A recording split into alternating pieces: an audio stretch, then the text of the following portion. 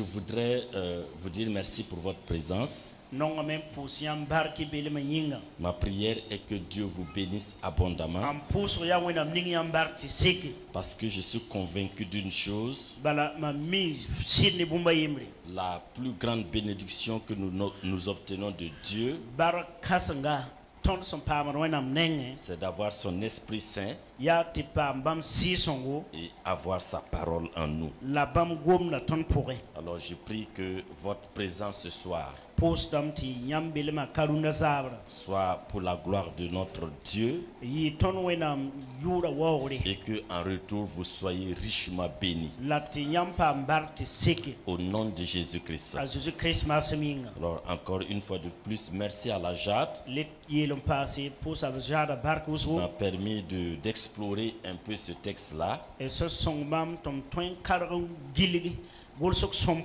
D'abord pour mon propre bien. Parce que ça me permet de revoir certaines choses en moi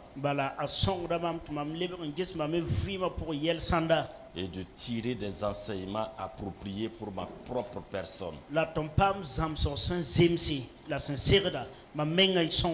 Alors une fois de plus, merci. Nous sommes donc à notre deuxième jour sur l'étude de ce thème tiré du verset 30 de Jean 3. Là où il est dit, c'est Jean le Baptiste qui parle. Il faut qu'il croisse et que je diminue. Mais nous avons considéré à partir du verset 27 pour mieux comprendre notre verset et essayer de tirer un thème qui peut plus ou moins cadrer à la pensée réelle de l'auteur.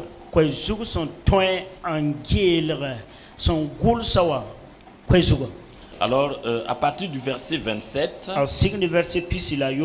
il dit, Jean répondit, donc c'est Jean le Baptiste qui répond, un homme ne peut recevoir que ce qui lui a été donné du ciel.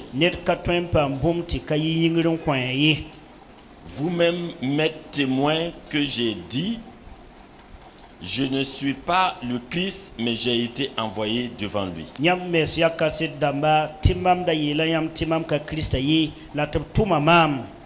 Celui à qui appartient l'épouse, c'est l'époux. Mais l'ami de l'époux, qui se tient là et qui l'entend éprouver une grande joie à cause de la voix de l'époux,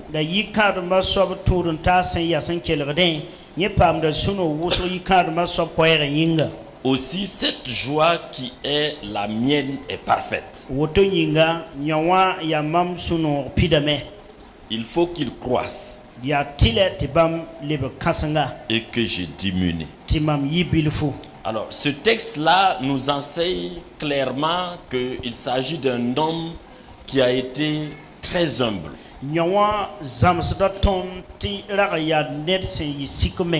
C'est pourquoi nous considérons que le verset 30, qui parle de la croissance de Jésus-Christ, est une manière de nous parler que nous devons croître en Jésus-Christ. Et pour que nous croissions en Jésus-Christ, il faut que nous-mêmes nous acceptions diminuer. Nous ne pouvons pas croître en Jésus-Christ si nous-mêmes nous ne nous diminuons pas. Et quand on parle de se diminuer, c'est d'abord une attitude. C'est un comportement. Et cette attitude, nous croyons que ça part de l'humilité. C'est pourquoi nous avons analysé et que nous avions dit pour croître en Jésus-Christ, pour croître dans la vie chrétienne, pour croître spirituellement parlant, il faut que nous-mêmes nous exerçons une vie d'humilité. D'où notre thème: l'humilité précède la croissance spirituelle. Nous devons croître. C'est une obligation. Dans la vie chrétienne comme dans la vie naturelle. Parce que quand vous naissez, vous avez l'obligation de croître.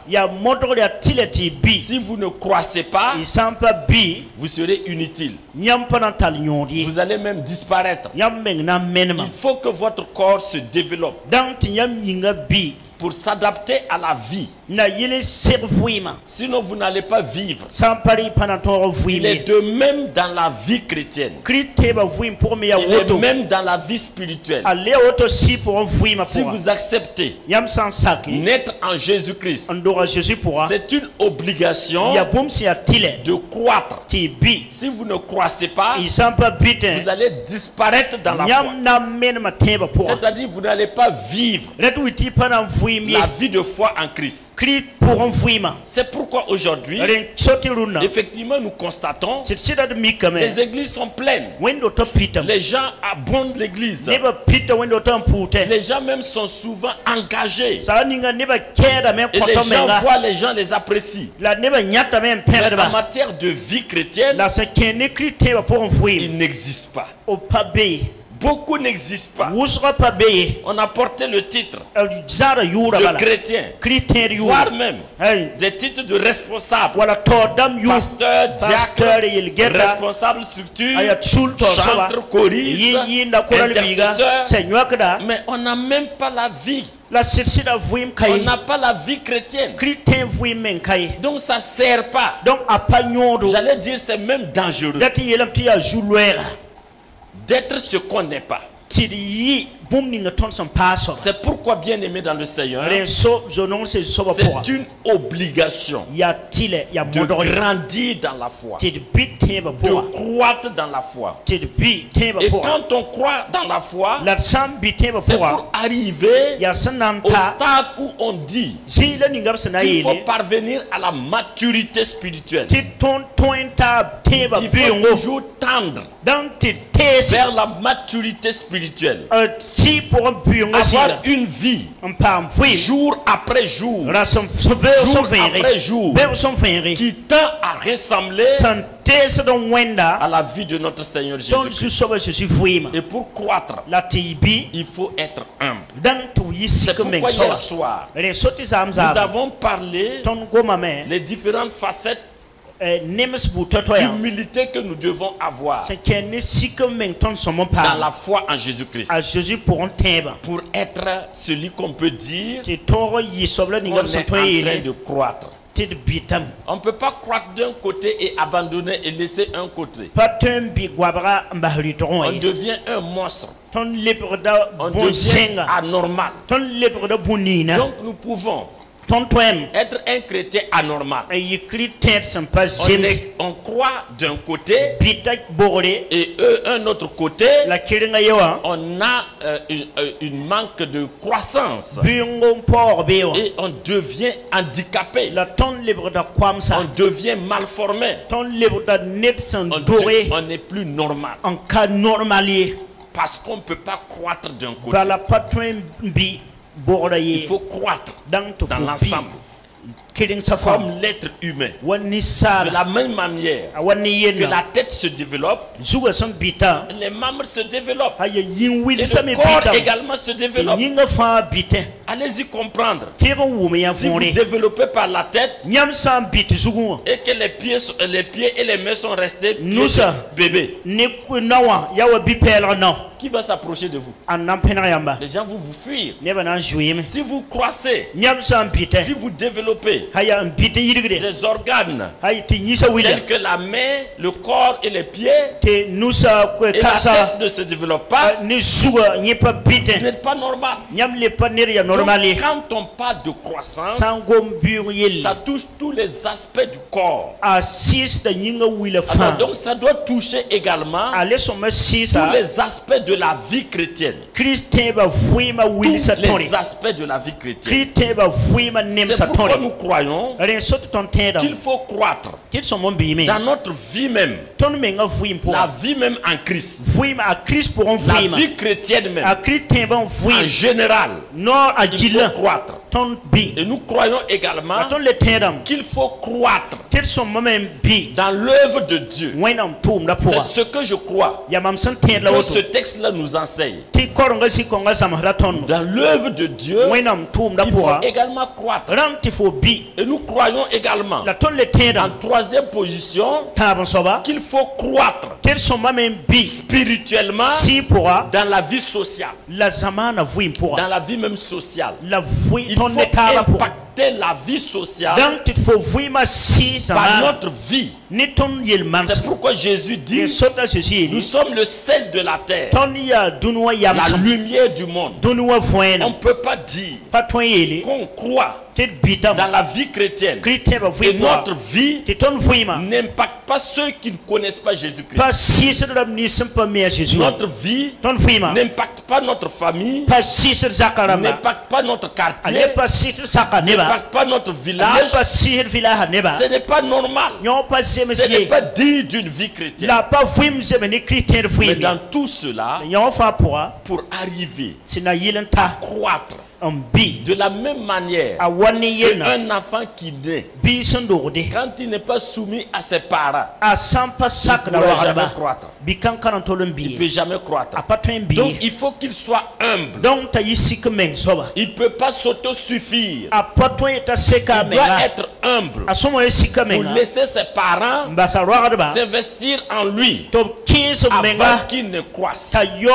Également, dans la foi chrétienne, nous ne pouvons pas croître sans Jésus-Christ. C'est Jésus-Christ qui investit dans notre vie. Il passe par des hommes, il passe par des femmes, on appelle des serviteurs de Dieu, qui ont différents ministères, qui ont différents dons, mais dans leur vie à eux tous, c'est Jésus qui est là et qui opère dans notre vie pour que nous puissions croître.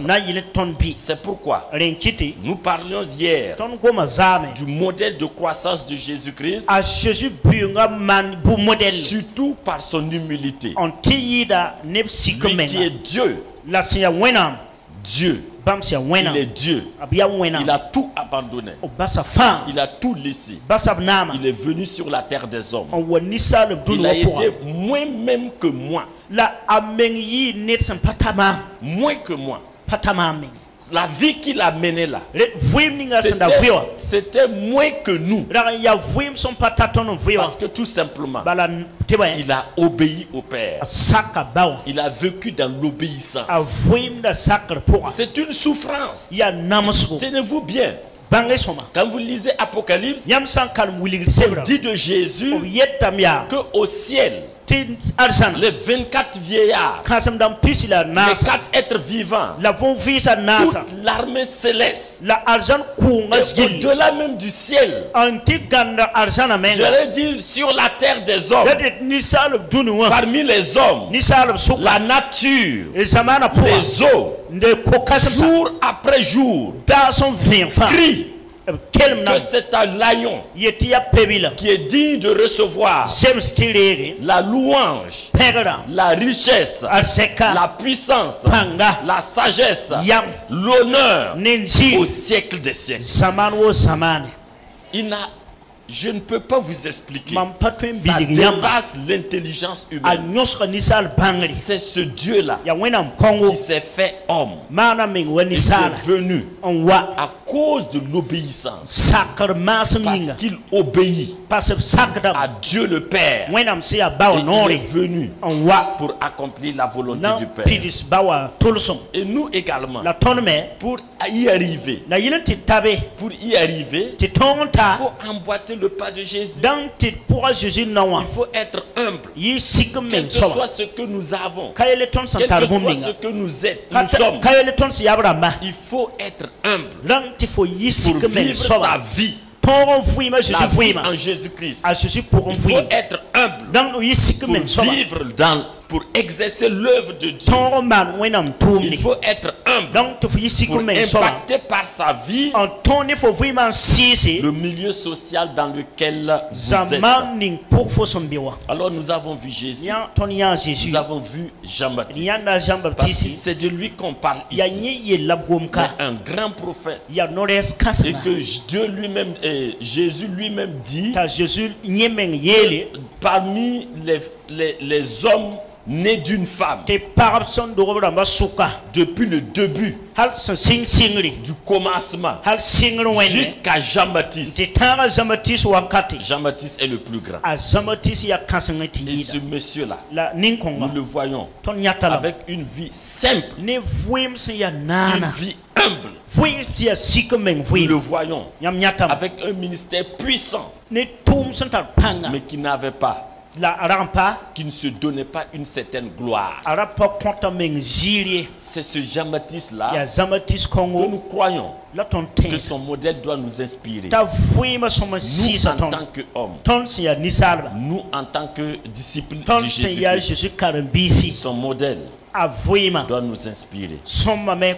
Donc nous avons dit donc, pour vivre cette attitude, ce comportement, afin de croître dans notre vie chrétienne, il faut d'abord naître. Quand tu n'es pas, tu ne peux pas grandir. Et nous disions, quand nous refusons de naître en Jésus-Christ, nous croissons, mais nous croissons dans le mal. Nous croissons dans la méchanceté. C'est ça le problème. Vous allez voir beaucoup de chrétiens qui sont dans l'église, ils sont même responsables dans l'église, ils ont des comportements, ils ont des attitudes que vous ne comprenez même pas. La question est simple. Qu'est-ce qui s'est passé? Ils ont refusé de recevoir Jésus-Christ dans leur vie. Alors le pouvoir du péché a toujours de l'emprise sur eux. Le pouvoir du mal a toujours de l'emprise sur eux. Ils grandissent, mais ils grandissent dans le péché. Ils développent de plus en plus des péchés, et ils augmentent dans l'exercice du péché. Ils grandissent dans le mal, et ils exercent le mal au point que deux fois quand vous regardez des gens qu'on dit chrétiens, ce qu'ils font est pire que ce que les gens du monde font. C'est pourquoi Paul pouvait dire à l'église de Corinthe, il y avait des choses qui se faisaient là-bas. Une église qui était remplie de dons spirituels, mais une église dans laquelle vous trouvez des péchés, des gens qui vivent dans le péché, que Paul peut dire que même dans le monde, on n'en trouve pas. C'est simple. Ils sont dans l'église, mais ils ne sont pas nés de nouveau. De même pour nous. Si même quel que soit ce qu'on nous considère dans l'église, quel que soit ce que nous faisons dans l'église, si nous refusons de recevoir Jésus par la foi, c'est-à-dire tout simplement reconnaître que nous sommes pécheurs, nous vivons le péché, et cela est dû au fait que nous n'avons pas reçu Jésus, si nous recevons Jésus par la foi, en nous disant, à cause de mon péché, je méritais la destruction, mais Jésus-Christ a payé le prix. Je crois à l'œuvre de la croix. Son sang a coulé. C'est pour moi, pour ôter mon péché. Vous commencez à être libéré du pouvoir du péché. Vous commencez à être libéré du pouvoir du mal.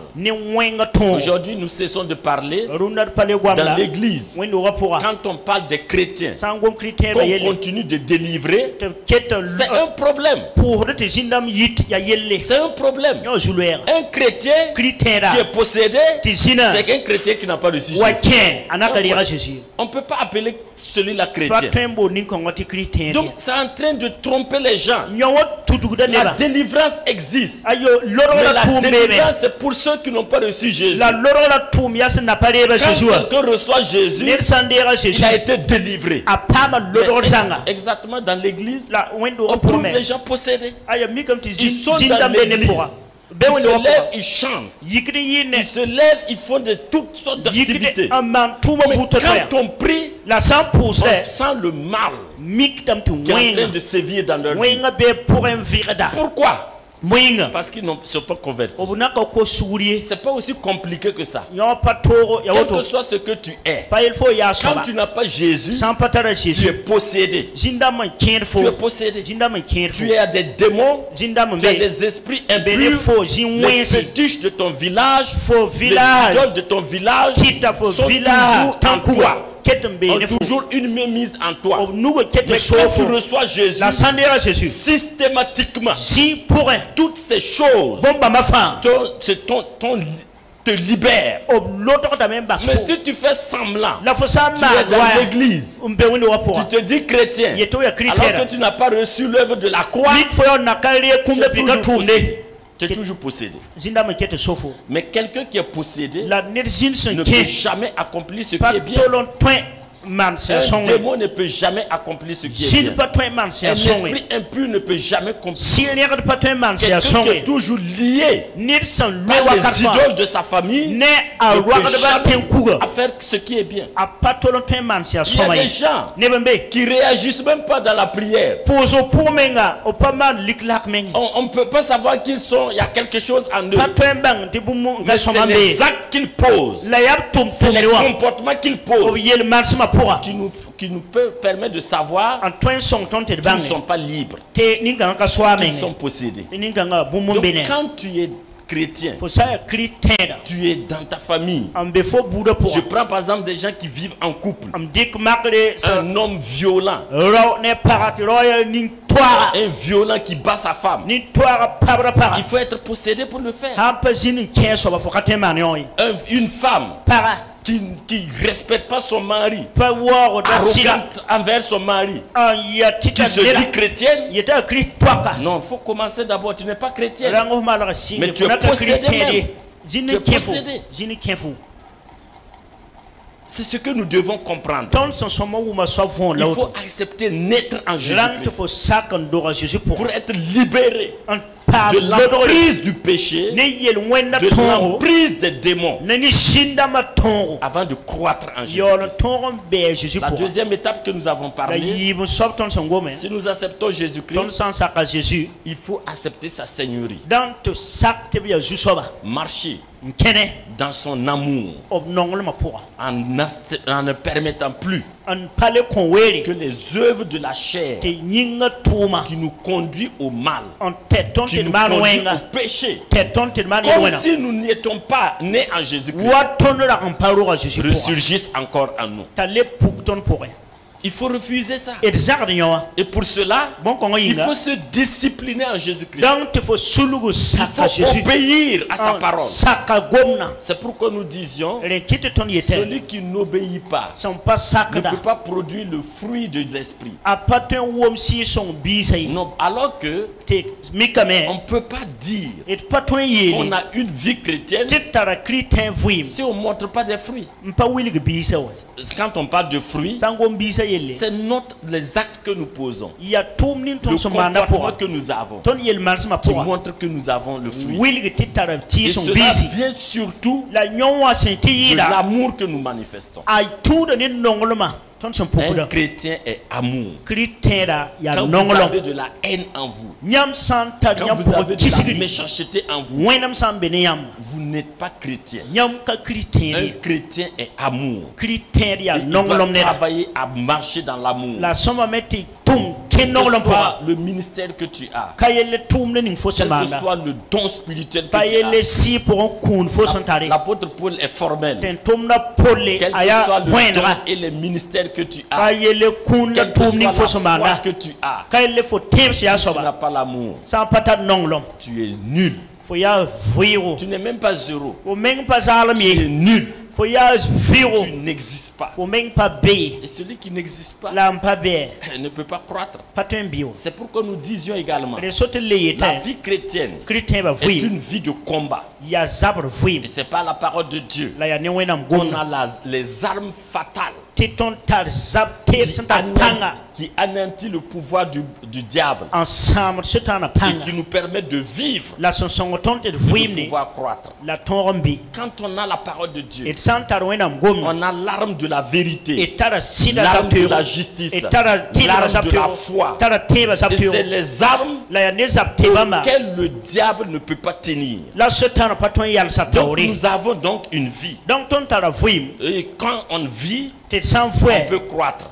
Mais quand on n'a pas ces armes, nous sommes abattus. Nous n'avons pas de vie. Parce que le diable nous anéantit.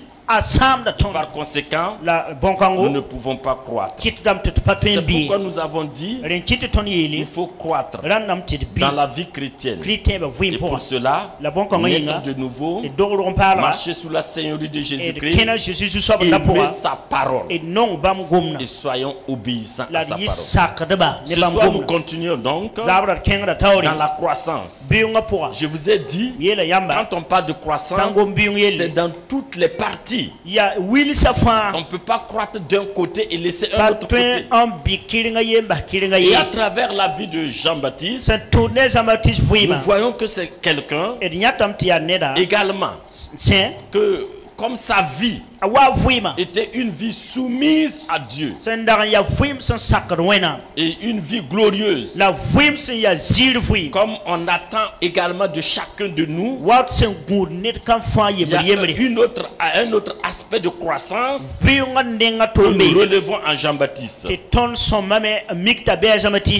la croissance dans l'œuvre de Dieu. Donc c'est ce point que nous abordons. L'humilité qui conduit à la croissance dans l'œuvre de Dieu. Toujours dans l'humilité, nous pouvons croître. Je crois absolument que quand on est à Jésus-Christ, on a un ministère, on a un don, on a un talent. En tout cas, on a quelque chose que Dieu a déposé en nous. Il n'y a pas de quelqu'un qui vient en Christ qui n'est pas équipé par le Christ. Si toi tu crois que tu n'es pas équipé, je me pose encore cette question: est-ce que tu as fait de Jésus-Christ ton Seigneur? Parce que si tu fais de Jésus-Christ ton Seigneur, tu ne manques pas quelque chose dans ta vie qui fait de toi un serviteur du Seigneur. Jean-Baptiste n'était pas jaloux de Jésus, malgré que ses disciples aient voulu l'amener à cela. Donc, nous partons du principe que tous ceux qui sont là ce soir, tous nous sommes en Jésus-Christ. Et par conséquent, chacun est serviteur de Jésus-Christ. Même si on ne te voit pas, même si on ne voit pas ton service, même si on minimise ce que tu fais, considère-toi avec ce que tu es en train de faire, sache que tu es serviteur de Jésus-Christ. Que ton don soit grand. Que ton appel ministériel soit grand. Si c'est petit, si c'est vu par les hommes, si c'est ignoré par les hommes, si c'est négligé, si c'est considéré, peu importe. Garde simplement dans ta tête là que tu es serviteur de Jésus. Maintenant, les attitudes que nous devons avoir pour croître dans notre ministère, pour croître dans notre don. Premièrement, c'est bannir la jalousie. Bannissez la jalousie. Et ça, c'est là que nous voyons dans Jean-Baptiste. Dans son humilité, il va considérer Jésus. Ses disciples sont partis vers lui. Ils l'ont incité. Ils lui ont parlé. Tu vois, actuellement c'est toi qui es à l'œuvre. C'est toi qui fais l'actualité. Tout le monde parle de toi. Mais celui que tu as annoncé là, le nommé Jésus là, nous voyons qu'il est en train de baptiser de l'autre côté. Est-ce que tu ne vas pas faire quelque chose? Et Jean-Baptiste leur dit non. Je sais qui est Jésus. Donc la jalousie n'aide pas à la croissance dans le travail que vous faites. Si vous êtes jaloux, vous n'allez jamais progresser dans votre ministère. Vous n'allez jamais progresser. Les dons sont différents. Les ministères sont différents. On n'est pas égal. J'aime dire aux gens souvent, même quand vous prenez l'enseignement, même quand vous tous vous êtes dans le ministère de l'enseignement, la façon d'enseigner n'est pas les mêmes. Non, Dieu ne donne pas la même façon d'enseigner. J'aime dire aux gens, moi que vous voyez là, si j'avais à choisir, je ne choisirais jamais la manière que je dois enseigner. Cette manière-là. Moi-même, je n'aime pas ce que j'enseigne. Parce que je sais que ce n'est pas supportable. Mais je l'ai reçu comme ça. Je l'ai reçu comme ça. J'ai reçu du Seigneur. Je t'appelle à être soigneur des hommes. Donc j'ai compris, je n'ai pas un message supportable. Je n'ai pas un message qui ne perce pas, qui ne bouleverse pas. Moi-même quand je m'écoute, ça me travaille. Ça me dérange. Moi aussi je voudrais, quand j'enseigne, que les gens rient, que les gens applaudissent, que les gens disent waouh. Mais je n'ai pas ça. Je n'ai pas ce don. Il y a des gens, ils t'enseignent sur le même thème, avec beaucoup de souplesse, beaucoup de choses. C'est bien. Chacun a son appel, même dans un même ministère. Donc ce que tu as reçu, rend gloire à Dieu. Et ce que l'autre a reçu, bénis le Seigneur pour ce que Dieu lui a donné, d'avoir aussi un ministère. Alors c'est pour dire tout simplement, dans cette humilité, bannissez la jalousie. Jean-Baptiste va le faire. Jean-Baptiste ne s'est pas préoccupé de Jésus-Christ. Au contraire, il va reconnaître que Jésus aussi, il est venu pour une mission. Moi j'ai une mission. Et il va aller loin pour faire comprendre même à ses disciples. Voilà ce qu'il dit à ses disciples. Jean 1, verset 27. Il dit, je ne suis pas digne de délier la courroie de ses souliers.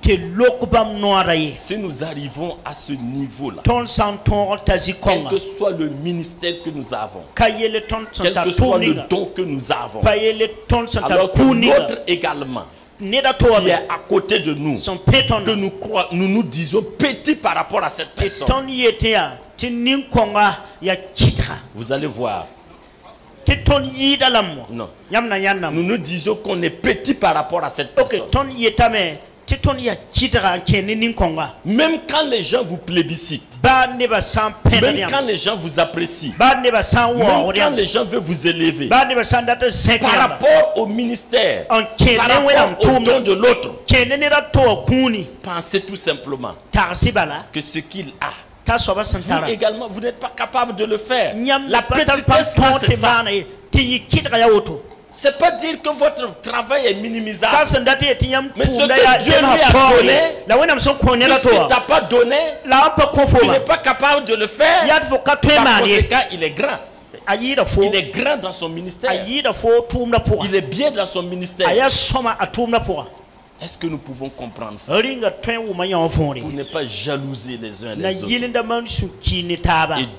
et d'être humble avec ce que nous avons. Même si nous sommes un super, sache qu'il y a quelqu'un d'autre qui exerce un ministère et que tu n'es pas capable de le faire. C'est ça qui fait sa grandeur. Jean va être focus sur son ministère. Il connaît son appel. Il connaît son ministère. Lundi, j'étais avec le groupe de pasteurs pour qu'on parle de comment quelqu'un doit savoir que quand le Seigneur va venir, il sera enlevé.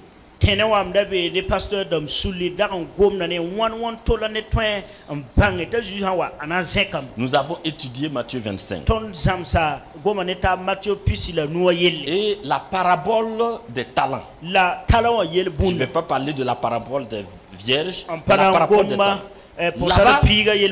Là-bas, il est clairement dit que ce que nous avons comme don, comme ministère, il faut être fidèle, il faut être bon. Sinon, tu ne rentres pas dans le ciel. Jésus va venir et tu ne seras pas enlevé. Tu es sauvé, hein? Tu as reçu Jésus. Mais le ministère qu'il t'a donné, le don qu'il t'a donné, ce qu'il t'a appelé à faire, si tu n'es pas fidèle, l'ange va crier, le son de la trompette va retentir, mais tu ne seras pas enlevé. Parce que Jésus dit que celui qui a reçu le un talent, il n'a pas été fidèle. Au contraire, il a été paresseux et méchant. Alors par conséquent, il n'a pas valorisé son talent. Et que comme il n'a pas valorisé son talent, le maître est venu. Il lui a dit, va dans les ténèbres. Va dans les ténèbres. Qui est fidèle? C'est la question qu'on m'a posée. À la réponse, je dis tout simplement que chacun reconnaisse son ministère et son talent, son don, et apprécie son don. Apprécier son don tel qu'il a et travailler durement pour donner de la valeur, pour mettre en valeur son don. C'est lui qui est fidèle. Tu es fidèle. Il faut connaître ce que tu fais. Tu es dans cette église. Tu es appelé à chanter. Il faut chanter. Tu es appelé à intercéder. Il faut intercéder. Tu es appelé à faire autre activité. Il faut le faire. Non seulement il faut le connaître, il faut l'aimer. Il faut aimer ce que Dieu t'a donné. Il ne faut pas regarder les autres. Il faut te focaliser sur le travail que le Seigneur t'a donné et redoubler plus d'efforts. Moi, je suis arrivé à comprendre que c'est avec ce ministère-là que je vais avoir beaucoup de récompenses au ciel. S'il est possible que je quitte ici, aller continuer ailleurs pour enseigner, même ce soir-là, moi je le fais. Moi je le fais. Quand vous me demandez de l'enseignement, si je ne fais pas, c'est que je suis déjà programmé. Quel que soit le laps de temps, J'ai eu cette grâce également de m'asseoir et quelques minutes boucler un enseignement. Donc je n'ai pas de problème pour ça. Mais ce n'est pas un mérite. C'est le Seigneur qui m'a donné. Moi je ne suis pas un intelligent. Moi je ne suis pas un élève qui était bouillant. Moi je n'étais même pas éveillé. Si vous partez là où moi j'ai vécu là, quand on vous dit que c'est moi qui prêche, ils vont vous dire que c'est pas vrai. Je n'étais même pas éveillé. Je ne peux même pas parler devant des gens. C'est le ministère qui m'a amené de cela. Donc c'est un don de Dieu. Alors quand j'ai su ça, j'ai dit tout ce que moi je peux faire à n'importe quel moment pour exercer ce don-là, je vais le faire. Je vais le faire. Dieu merci. Je ne compte pas sur quelqu'un pour le faire. Je ne regarde même pas. Moi-même, je ne suis pas dans une église. Vous me donnez essence. Vous ne me donnez pas essence. Ce n'est pas mon problème. Parce que Dieu m'a fait grâce. Je suis dans une église qui supporte mes déplacements. Cela fait que je ne sais pas regarder le visage de quelqu'un. Je crois qu'à la fin, si je ne parle pas bien, on ne va pas me donner quelque chose. C'est pas mon problème. Donc je m'engage. Surtout je crois. Tout ce que je suis en train de faire, c'est bancalisé dans le ciel. Ça met seulement, ça met seulement. Moi, je voudrais, c'est mon désir. Je sais qu'il y a beaucoup d'enseignants de la parole de Dieu. Quand je prends le Burkina Faso seulement, quand je prends les assemblées de Dieu, on a beaucoup de... Je ne suis pas le seul enseignant. Mais moi, mon désir, au ciel là, je veux porter le grade de général des enseignants. C'est ça que moi je cherche. C'est ça que je cours après. Bien aimé dans le Seigneur, connais ton don, connais ton ministère, aime ton don. Il est petit ou il est grand ou ça importe. Jésus n'a pas besoin de ça. C'est lui qui t'a donné, il te connaît. Il veut seulement que tu sois fidèle. C'est pourquoi Jean, il était focus sur ce que Dieu lui a donné. Donc il va dire tout simplement, moi je suis Jean-Baptiste. Je suis venu pour baptiser d'eau. Mais celui qui vient après moi va vous baptiser du Saint-Esprit. Donc il connaît ce pourquoi il a été appelé. Il fait ce pourquoi il a été appelé. C'est pourquoi ici je vous dis, le problème de nos églises, ce qui a maintenu même nos églises presque immatures, c'est que les gens même, ils ne connaissent pas leur ministère, leur don. Souvent ils n'aiment même pas ce que Dieu les a donné. Et ils ne sont pas consacrés dans leur travail. Ils ne sont pas consacrés. Ils ne se donnent pas. Alors que d'ici là, on va partir. Et c'est devant le trône de Jésus-Christ. Devant le trône de Jésus-Christ, c'est le trône de rétribution. Et on va prendre ce qu'il a fait. On va prendre le mérite de quelqu'un pour vous donner. C'est ce que tu as fait qu'on va te donner comme récompense. Il faut travailler, troisièmement. Il faut travailler en complémentarité. Jean va travailler en complémentarité avec Jésus. Il va dire dans Matthieu 3:3, Jean est celui qui avait été annoncé par Ésaïe. Le prophète, lorsqu'il dit, c'est ici la voix de celui qui crie dans le désert. Prépare le chemin du Seigneur. Aplanissez ses sentiers.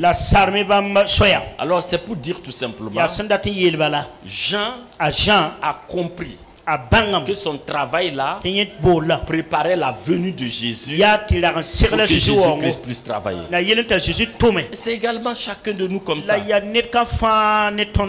pas quelqu'un qui se suffit en lui-même.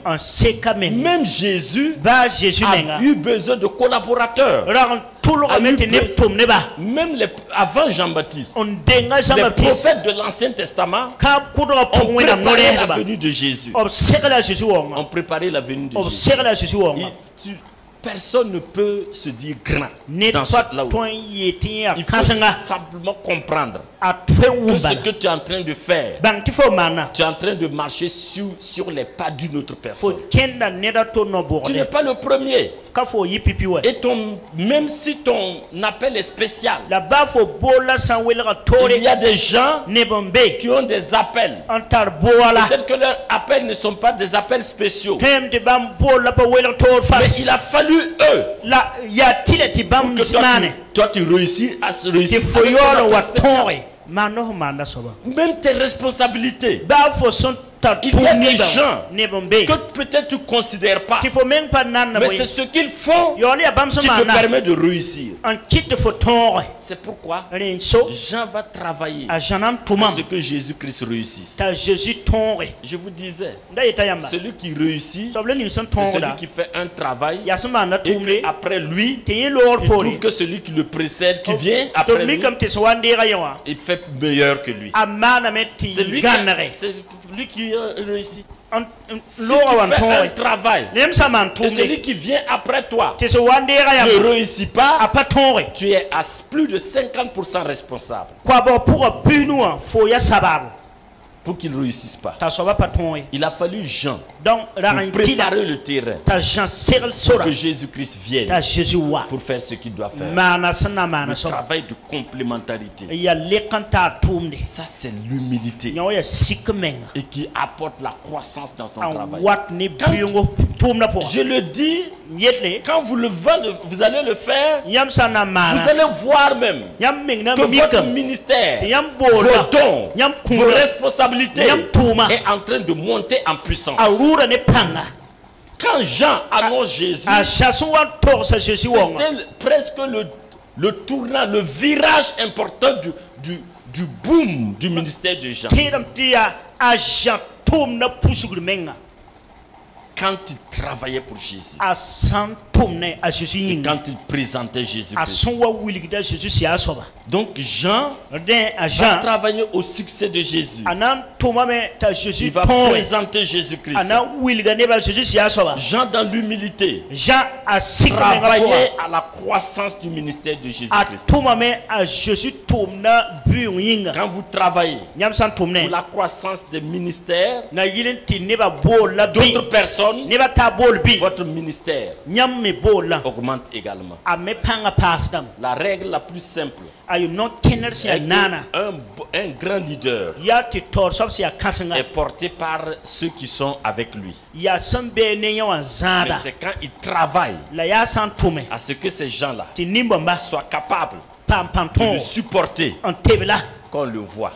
Quand vous voyez un grand leader, si vous regardez en bas, il a formé des gens solides, donc supportés.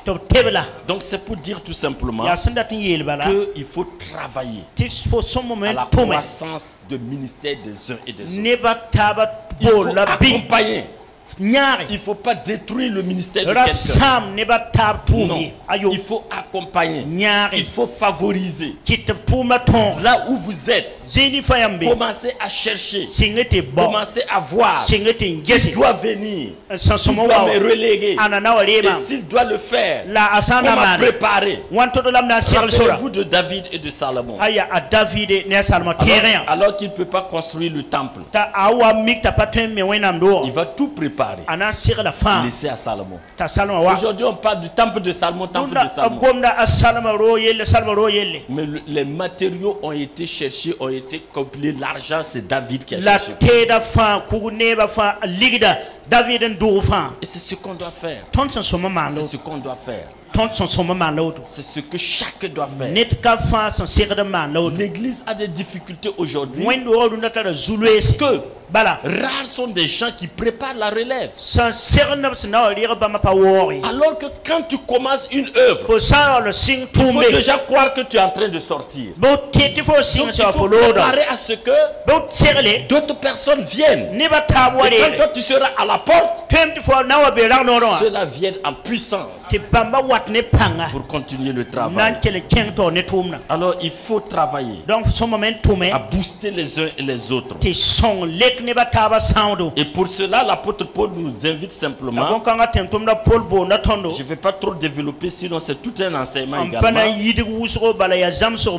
L'attitude que nous devons avoir pour s'accompagner dans le ministère. Philippiens 2, 3 à 4, il dit: ne faites rien par esprit de parti, par vaine gloire, mais que l'humilité vous fasse regarder les autres comme étant au-dessus de vous. Que chacun de vous, au lieu de considérer ses propres intérêts, considère aussi ceux des autres.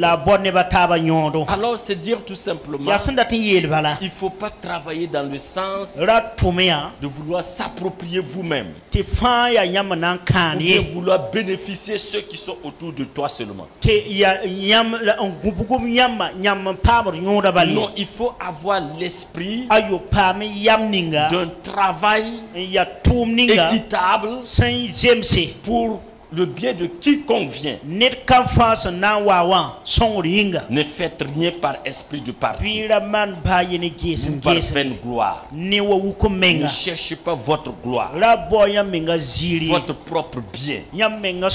Considérez les intérêts des autres. Je pense que c'est ce qui nous manque aujourd'hui dans l'église, surtout l'église des assemblées de Dieu au Burkina Faso. Beaucoup travaillent pour eux-mêmes. Alors que quand nous travaillons pour le Seigneur, tout le monde profite. Vous-même vous profitez et tous les autres profitent. Mais quand vous travaillez pour vous-même, vous devenez destructeur de tous ceux qui sont autour de vous. Tous ceux que vous voyez qui peuvent bénéficier de vous, vous commencez à les détruire. Vous commencez même à les anéantir. Parce que vous sursautez. Il va venir prendre ma place. Il va venir faire ci. Donc vous commencez à fusiller tout autour de toi. Quand on travaille pour son propre intérêt, il faut travailler pour l'intérêt du Seigneur, surtout dans le cadre de l'église. Et tout ce que Dieu a mis autour de toi vont bénéficier pour la gloire de son nom. Travailler dans l'unité. Travailler dans l'unité. Travailler dans l'unité. Aucune église, dans une église, aucune personne ne peut réussir dans la division. Une église divisée, quelles que soient vos compétences, quels que soient même vos dons spirituels, quelles que soient vos capacités à tous les niveaux, vous allez échouer. C'était le cas de Corinthe. L'apôtre Paul était obligé de leur donner un enseignement sur l'unité. Dans 1 Corinthiens 12 à 13, il va les appeler à l'unité et les faire comprendre que la vie de l'église, c'est comme un corps. Nous parlons donc de croissance. Alors il dit que l'église est comme le corps de l'homme qui a des membres. Et tout membre est utile. Et tout membre doit participer à la croissance. C'est pour dire tout simplement que pour que une personne même croit, il faut que l'église soit unie. Dans cette église, les dons sont différents, les ministères sont différents, les talents sont différents. Mais tous ces dons, tous ces ministères, tous ces talents sont là apporter une croissance. La croissance dans la vie des uns et des autres. A commencer même par le pasteur. Il n'a pas tous les dons. Il n'a pas tous les ministères. Il puisse l'amener à continuer dans la croissance. Il faut les uns et les autres. Il faut les autres pasteurs. Il faut les diacres. Il faut les chantres. Il faut des responsables. Il faut des gens qui ont des dons différents. Pour également exercer, apporter la croissance dans la vie de chacun d'entre nous. Donc comme un corps qui n'est pas uni, qui ne peut jamais croître, une église également qui n'est pas unie, les membres ne peuvent jamais croître. La division amène, j'allais dire, un régressement. Ça décroît, ça détruit. C'est pourquoi nous devons nous unir. Et pour nous unir, un élément fondamental, c'est l'humilité. Et l'apôtre Paul va le dire aux Éphésiens. Éphésiens le chapitre 4, versets 1 à 3. Voici ce qu'il dit à cette église, les invitant à l'unité. Il dit, je vous exhorte donc, moi le prisonnier dans le Seigneur, à marcher d'une manière digne de la vocation qui vous a été adressée. Voilà ce qu'il va dire maintenant. En toute humilité et douceur, avec patience, vous supportant les uns les autres, avec charité, vous efforçant de conserver l'unité de l'esprit par le lien de la paix.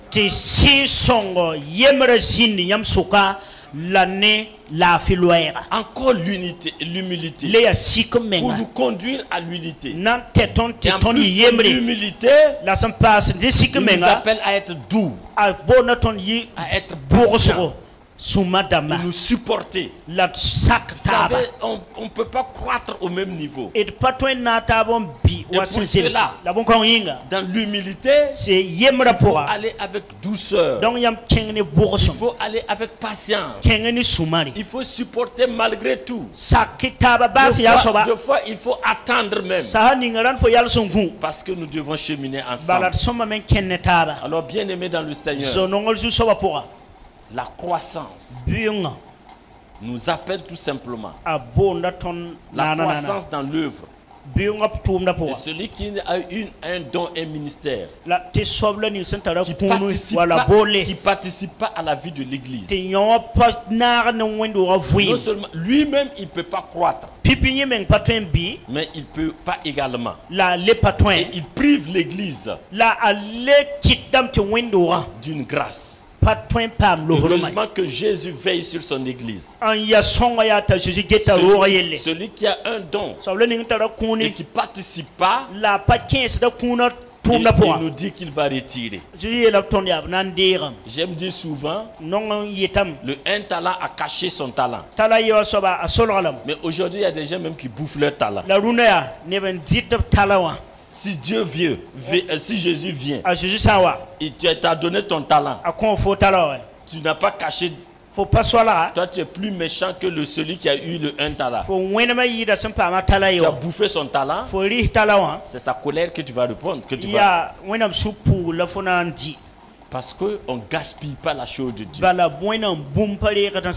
C'est pourquoi tous nous sommes invités à exercer, à apporter quelque chose dans la maison de Dieu pour le bien-être. J'aime dire souvent, quand on a un don, quand on a un ministère, et c'est dimanche seulement qu'on nous voit à l'église, est-ce que nous sommes très utiles? Parce que quand on reçoit un don ou un ministère, nous voulons toutes les occasions possibles pour l'exercer. Donc, à tout moment que l'église se rassemble, autant que possible, moi je dois être là. pour apporter mon don, pour apporter mon ministère, parce que ça m'a été donné pour le bien-être de l'église. L'apôtre Paul le dit, pour l'édification du corps de Christ. Le corps de Christ est rassemblé. Toi tu es à la maison, ou bien tu divagues, ou bien tu te distrais sur des choses inutiles.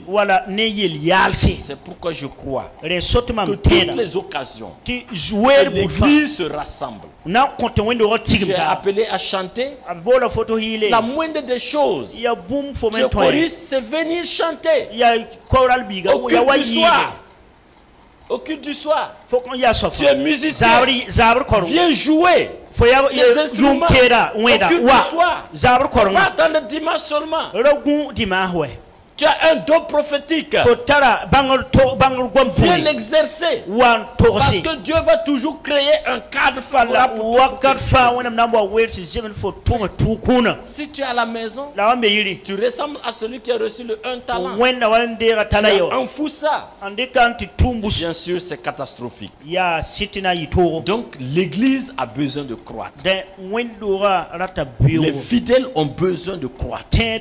Chacun de nous.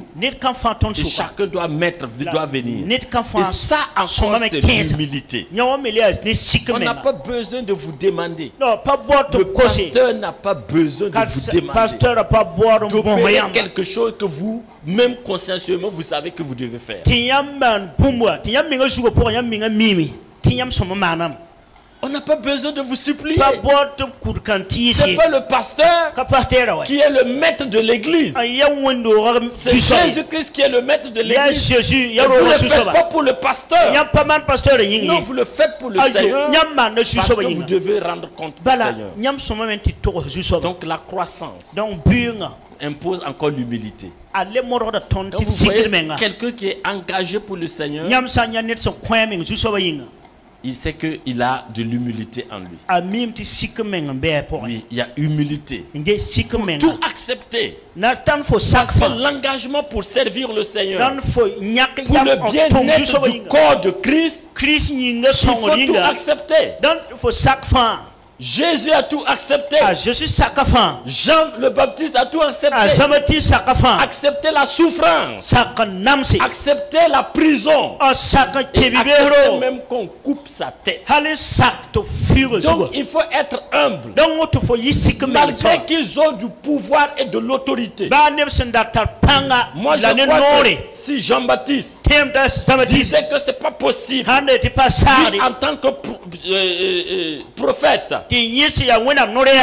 reconnu, dont la parole de Dieu parle, il pouvait commander le ciel pour détruire tous ses ennemis. Il l'a pas fait. Il a accepté au contraire la souffrance. C'est l'humilité. Jésus va accepter la souffrance. Et la souffrance de la croix à cause de l'humilité. Chacun de nous, celui qui ne veut pas souffrir pour le Seigneur, c'est qui n'est pas humble. Celui qui n'accepte pas qu'on l'insulte à cause du Seigneur, même étant dans l'œuvre, travaillant pour Dieu, si tu n'acceptes pas qu'on se moque de toi, qu'on t'insulte, qu'on te méprise, qu'on ne te calcule même pas à cause de Jésus, c'est que tu n'es pas humble. Non, jamais. J'ai toujours dit, quand vous êtes pasteur dans une église, c'est ceux pour qui tu te bats le plus là qui vont te détester. Qui vont poser des actes que toi-même, si ce n'est pas à cause de Dieu, tu as envie même de les maudire. Non. C'est ceux pour qui tu te bats là qui vont te poser tous les problèmes du monde. Tu ne peux jamais être un bon pasteur si tu refuses que les gens te détestent dans ton église, que les gens t'insultent dans ton église, que les gens se moquent de toi, que les gens même ne te calculent même pas. Dans ton église, je dis, si tu ne peux pas supporter ça, tu ne peux pas être un bon pasteur.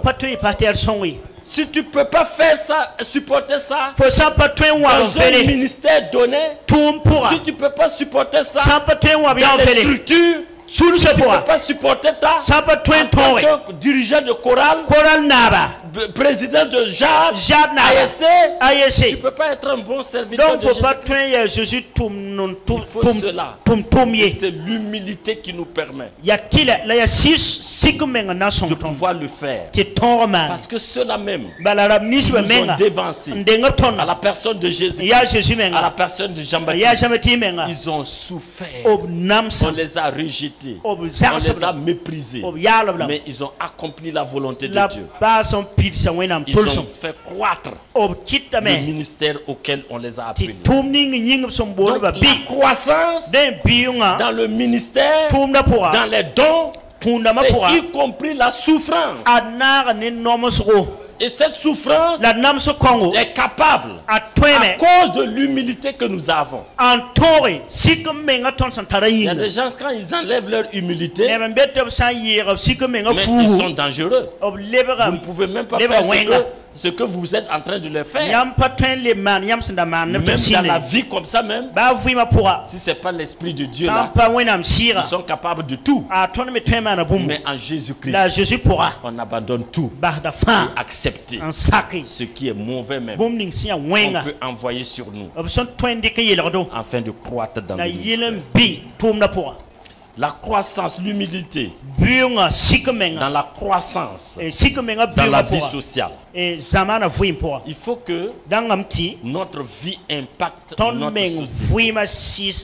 Jean-Baptiste va le faire avec la simplicité de sa vie. Et c'est ça qu'il va enseigner à d'autres personnes.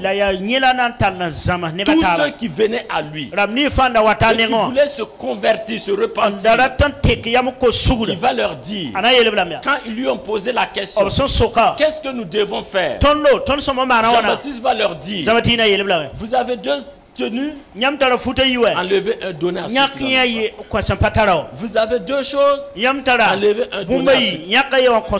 C'est dire tout simplement que en Jésus-Christ, une vie mature est une vie qui accomplit de bonnes œuvres.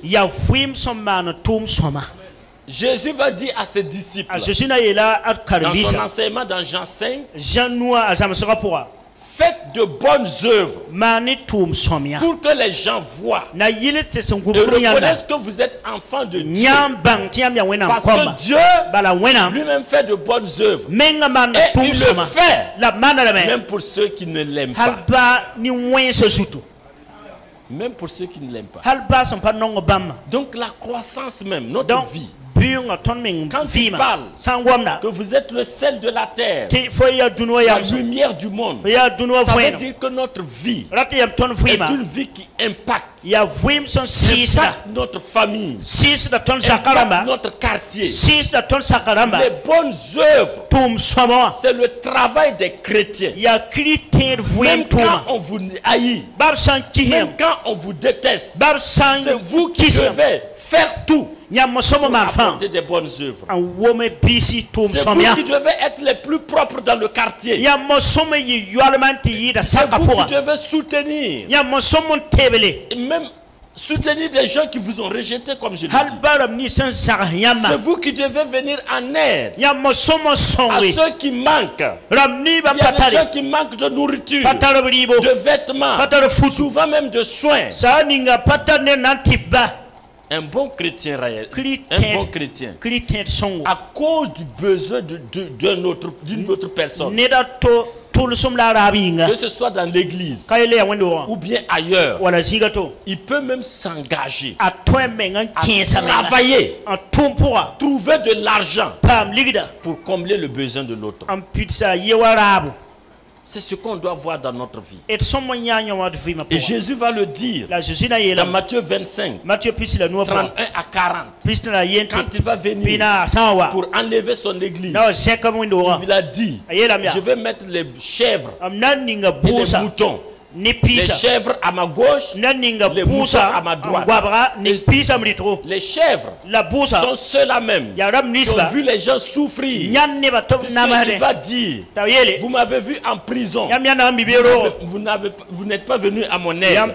Vous m'avez vu à l'hôpital, vous n'êtes pas venu à mon aide. Vous m'avez vu nu, vous m'avez rien donné. Je n'avais pas mangé, vous ne m'avez pas donné à manger.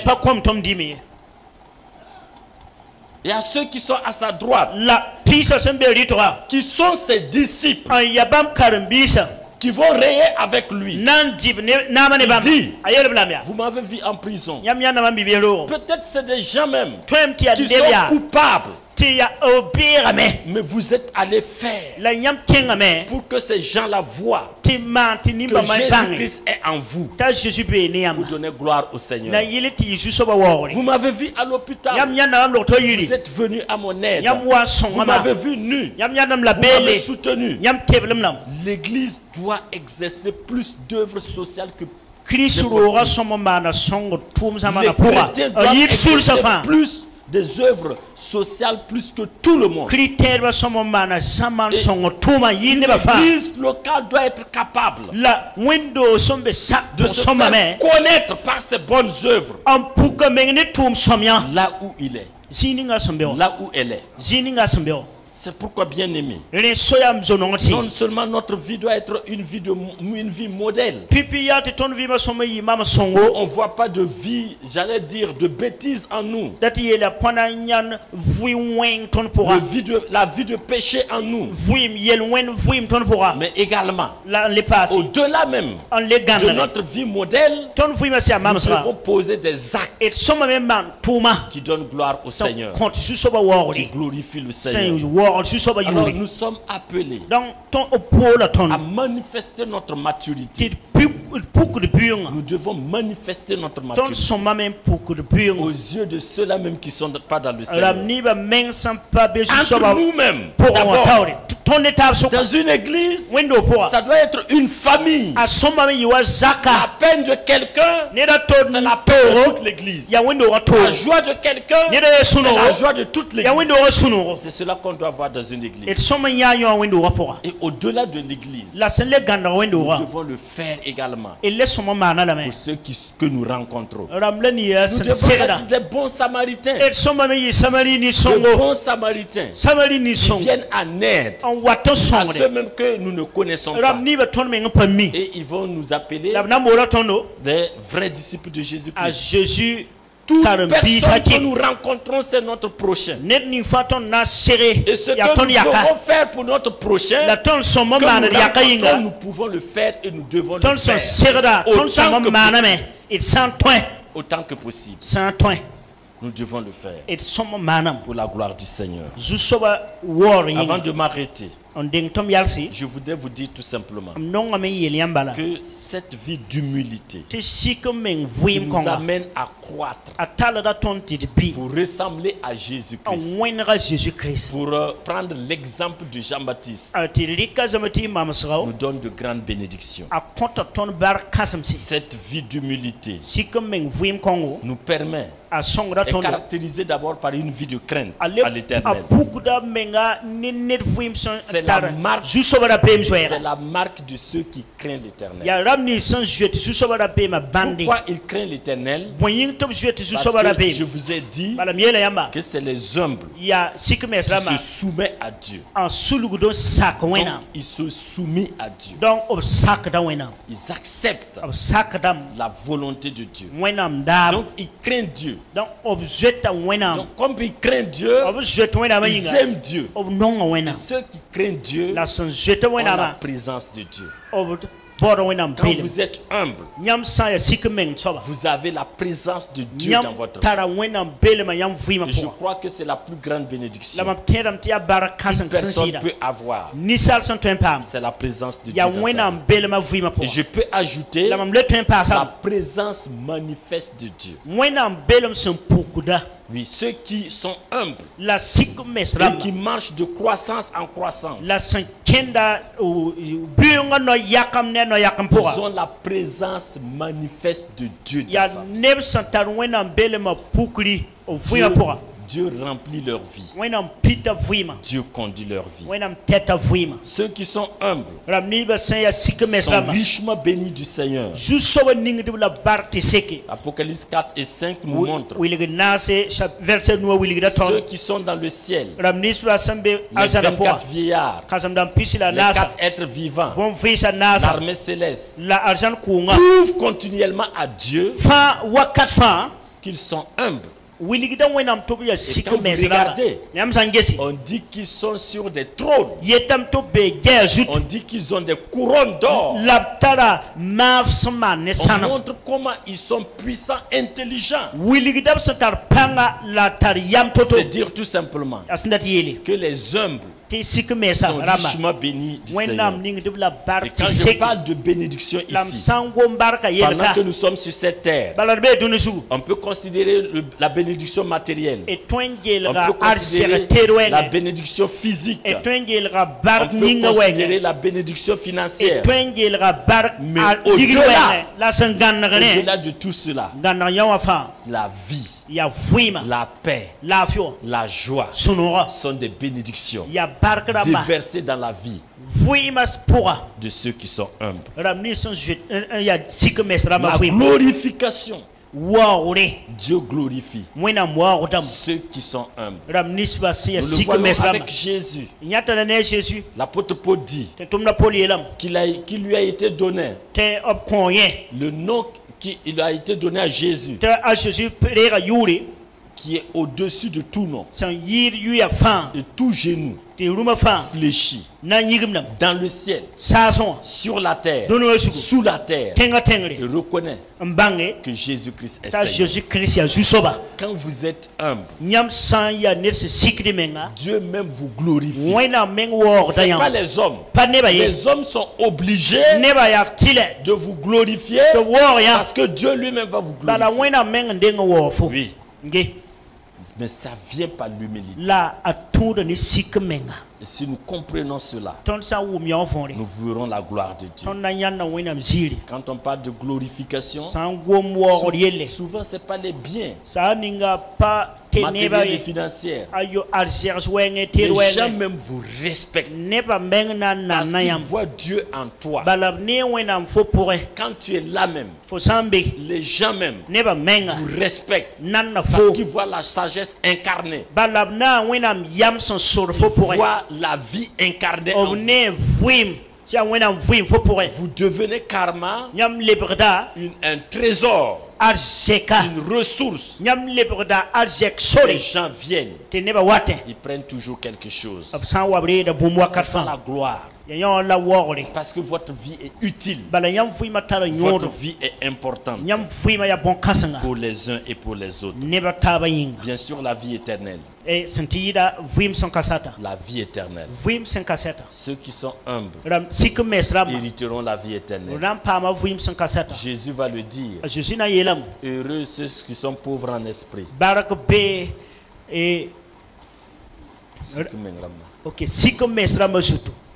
Parce que le royaume des cieux est à eux. Et il y a la vie, la présence de Dieu dans leur vie. Parce que c'est des gens qui s'humilient, qui cherchent la face de Dieu, qui se détournent de leur voie. Alors, Jésus opère dans leur vie. C'est pourquoi 2 Chroniques 7:14 dit: si mon peuple sur qui est invoqué mon nom s'humilie, prie, il cherche ma face, et s'il se détourne de ses mauvaises voies, je l'exaucerai des cieux. Je lui pardonnerai son péché et je guérirai son pays. C'est dans l'humilité qu'on a l'exaucement même de nos prières. C'est dans l'humilité qu'on est pardonné. C'est dans l'humilité qu'on est guéri. Quand vous avez des problèmes, problèmes de famille, problèmes de service, problèmes de tout genre, c'est dans l'humilité que Dieu vient et Dieu apporte la guérison. Alors, bien aimé dans le Seigneur, l'orgueil est dangereux. Lucifer sera ce qu'il est aujourd'hui. À cause de l'orgueil. Satan a été un être orgueilleux. Également pour nous. Si nous nous laissons dans l'orgueil, si nous vivons l'orgueil, nous allons prendre la voie de Lucifer. Ma prière est que Dieu nous garde pour que nous soyons humbles, croître dans le Seigneur et vivre les grâces du Seigneur. L'humilité nous permet d'avoir une croissance dans la vie chrétienne, la croissance dans l'œuvre de Dieu, dans la croissance dans l'œuvre, dans la vie sociale. Et cette croissance marque la présence de Dieu là où nous sommes. Et en retour, quand nous manifestons la présence de Dieu, Dieu se glorifie en nous, en nous apportant toutes sortes de bénédictions. L'humilité précède la croissance spirituelle. Que Dieu nous donne d'être humbles et que nous arrivons à une croissance véritable pour la gloire de Dieu. Que Dieu vous bénisse.